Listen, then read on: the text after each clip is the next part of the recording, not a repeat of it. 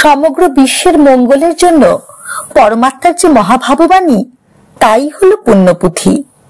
আমরা জানি মহাভাবাবস্থায় পরম প্রেমময় শ্রী শ্রী ঠাকুর অনুকূলচন্দ্রের শ্রীমুখ থেকে নির্গত হতো ভাববাণী।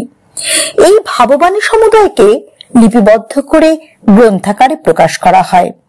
শ্রী শ্রী ঠাকুরের ইচ্ছানুসারে তার নাম রাখা হয় পুণ্যপুঁথি বা হোলি বুক। জগতের দুঃখ দেখে দয়াপরবশ হয়ে ভগবান জগতের প্রত্যেক জীবনের উদ্ধারের জন্য এই সত্যসমূহ ব্যক্ত করেছেন।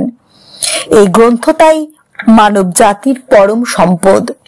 কিন্তু আপনারা কি জানেন, অপহৃত অর্থাৎ যাকে সোজা বাংলায় বলা হয় চুরি, সেই চুরি হয়ে গিয়েছিল পুণ্যপুঁথির মূল আদি পাণ্ডুলিপিটি। আসুন আর জেনে নিই সেই কাহিনী। জগতের মহামঙ্গলকর মহাভাববাণী গ্রন্থাকারে প্রকাশ করে লোক সমাজে ব্যাপকভাবে প্রচারের উদ্দেশ্যে ভাষ্য ও বিবৃতি সহ তার একটি পূর্ণাবয়ব পাণ্ডুলিপি প্রস্তুত করা হয়।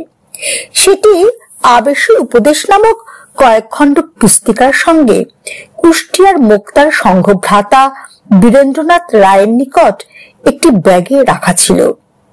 দুঃখের বিষয়, একদিন দৈবক্রমে পাণ্ডুলিপি সহ ওই ব্যাগটি চুরি হয়ে যায়। এই অমূল্য মহাগ্রন্থ এইভাবে অপহৃত হয়ে যাওয়ায় ভক্তগণের মনোদুঃখ ও দুশ্চিন্তার অবধি রইল না। কিন্তু আশ্চর্যের বিষয়, শ্রী শ্রী ঠাকুরকে এই সমস্ত ব্যাপার যখন জানানো হয়, তিনি কিন্তু কোনোই মতামত প্রকাশ করলেন না। তার ভাব দেখে ভক্তগণের মনে এই আশা জাগে যে গ্রন্থটি পেলেও পাওয়া যেতে পারে। এদিকে দিনের পর দিন, সপ্তাহের পর সপ্তাহ অতীত হয়ে গেল, কিন্তু কোনো সন্ধান পাওয়া গেল না।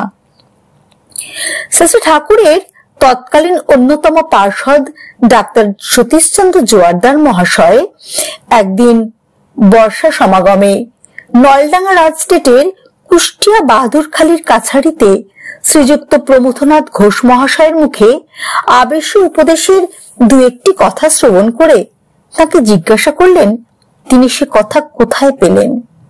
তিনি বললেন, মাঠের মধ্যে এক জঙ্গলাকীর্ণ স্থানে ছেঁড়া পুস্তকের কয়েকখানি পাতা পড়েছিল, তারই এক পৃষ্ঠায় তিনি সেই কথা দেখেছেন।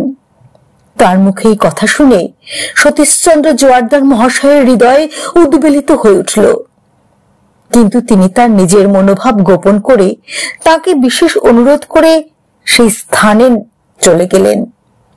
অনেক ধানক্ষেত, কাদা, জল অতিক্রম করে এক জঙ্গলের নিকট তিনি উপনীত হয়ে দেখলেন সেই ব্যাগটি ছিন্ন ভিন্ন অবস্থায় পড়ে রয়েছে। খাতা, পুস্তক ও কাগজগুলিও তদ্রূপ অবস্থা।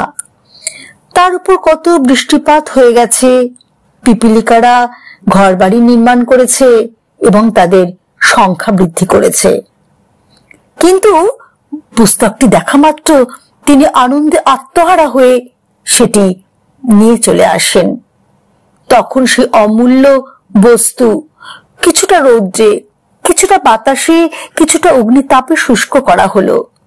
তখন দেখা গেল আসল কার্যের বস্তু কিঞ্চিত নষ্ট হয়নি। ভক্তগণের মনে খুশির প্লাবন বয়ে গেল। এইভাবে প্রকৃতি পুণ্যপুঁথির ললাটে পরিয়ে দিল জয় তিলক। পুণ্যপুঁথির জয় যাত্রা শুরু হলো।